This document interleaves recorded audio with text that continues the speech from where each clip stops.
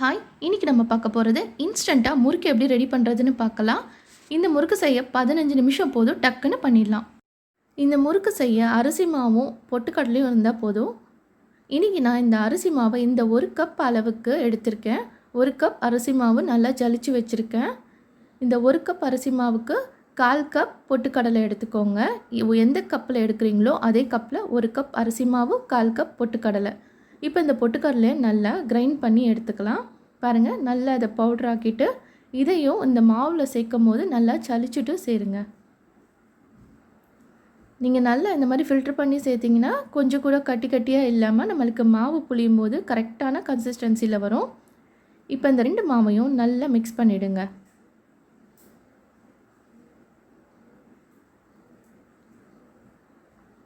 அடுத்ததாக இப்போது மாவுக்கு தேவையான உப்பையும் இது கூட சேர்த்துக்கலாம். எல்லாத்தையும் நல்லா மிக்ஸ் பண்ணிடணும். அப்போ தான் உப்பு ஒரு பக்கமாக இல்லாமல் இருக்கும். இப்போ உப்பு சேர்த்துட்டு இது கூட நான் இன்றைக்கி கருப்பு எள்ளு சேர்க்குறேன். நீங்கள் சீரகத்தை சேர்க்கலாம், ஓமம் சேர்க்கலாம், அது உங்களோட இஷ்டம்தான். நான் 1 டேபிள் ஸ்பூன் போல் கருப்பு எள்ளு சேர்க்குறேன்.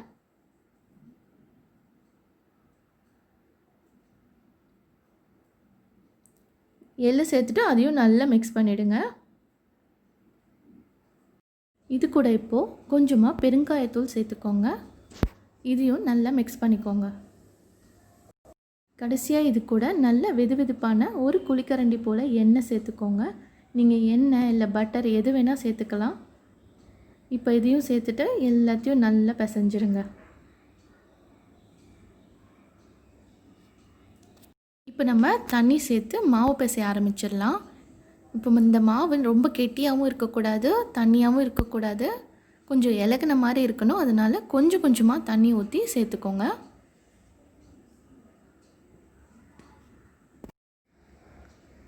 இப்போ பாருங்கள், நம்ம மாவு சூப்பராக ரெடி ஆகிட்டுருக்கு. அவ்வளோதான். இந்த பதம் எப்படி இருக்கணும்னா, நீங்கள் தொட்டிங்கன்னா அது ரொம்ப சாஃப்டாக உள்ளே போகணும். இங்கே பாருங்கள், லைட்டாக இப்படி தொட்டாலே அது உள்ளே போகணும். நல்ல இலகுன மாதிரி இருக்கணும். கெட்டியாக இருக்கக்கூடாது, தண்ணியாகவும் இருக்கக்கூடாது. அப்போ தான் நம்மளுக்கு முறுக்கு கரெக்டாக உடையாமல் வரும். இப்போ நம்ம மாவு ரெடி பண்ணுற நேரத்துலேயே சைடில் வந்து எண்ணெயை சூடு பண்ணிடணும். ரொம்ப கொதிக்க விடக்கூடாது. அது சைடில் சூடாகிட்டே இருக்கணும்.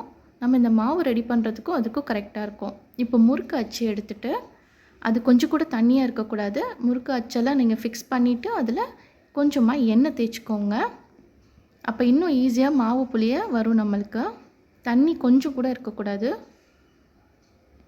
இந்த மாதிரி எண்ணெயை நல்லா எல்லா பக்கமும் தேய்ச்சிட்டு நம்ம ரெடி பண்ணி வச்சுருக்க மாவை இப்போ இதில் எடுத்து வச்சு புளிஞ்சிட வேண்டியதான்.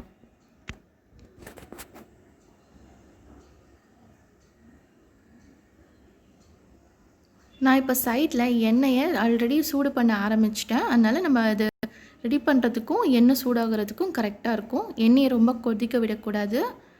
கொஞ்சம் மிதமான சூட்டில் வச்சு தான் நம்ம பொரிச்சு எடுக்கணும். இப்போ மாவு வச்சாச்சு. இதோட பதம் எப்படி இருக்கணும்னா, நம்ம புளியும் போது கொஞ்சம் கூட உடையாமல் வரணும். அப்போனா கரெக்டாக கன்சிஸ்டன்சியில் இருக்குதுன்னு அர்த்தம். இந்த மாதிரி ஒரு கரண்டி எடுத்துக்கோங்க. இப்போ இந்த கரண்டிலையும் கொஞ்சமாக எண்ணெய் தேய்ச்சிக்கோங்க.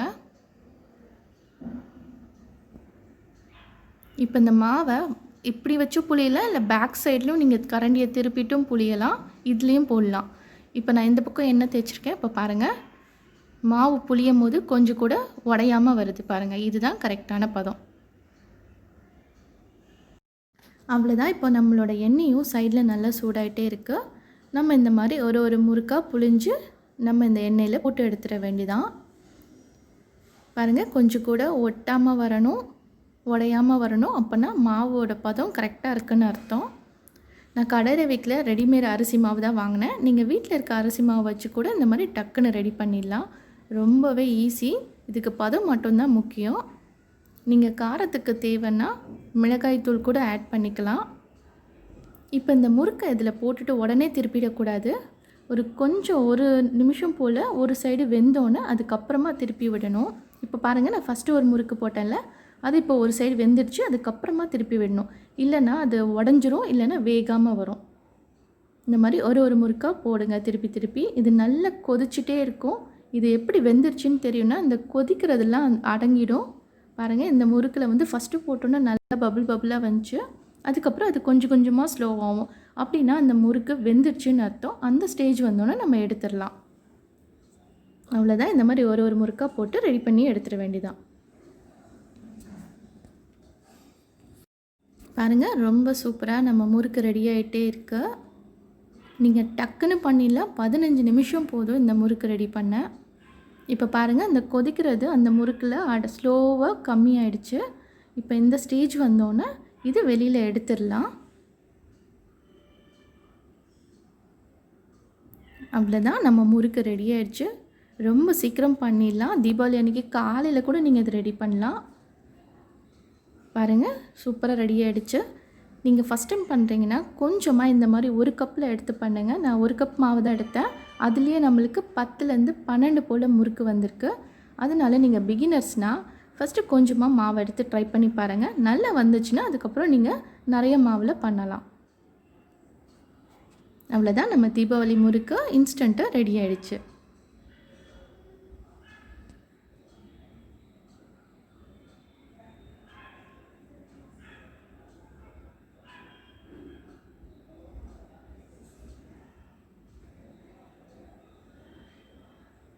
இப்போ நம்மளோட கிறிஸ்பியான முறுக்கு சூப்பராக ரெடி ஆகிடுச்சு. நீங்களும் இந்த மாதிரி மெஷர்மெண்ட் கரெக்டாக எடுத்து பண்ணிங்கன்னா உங்களாலேயும் சூப்பராக முறுக்கு பண்ண முடியும். ஸோ நீங்கள் ட்ரை பண்ணி பாருங்கள். உங்களுக்கு பிடிச்சிருந்தா லைக் பண்ணுங்கள், சப்ஸ்கிரைப் பண்ணுங்கள், ஷேர் பண்ணுங்கள். மறக்காமல் பெல் ஐக்கான் பட்டன் கிளிக் பண்ணிடுங்க. அகைன் சூப்பரான வீடியோவோட நெக்ஸ்ட் டைம் பார்க்கலாம். தேங்க்யூ.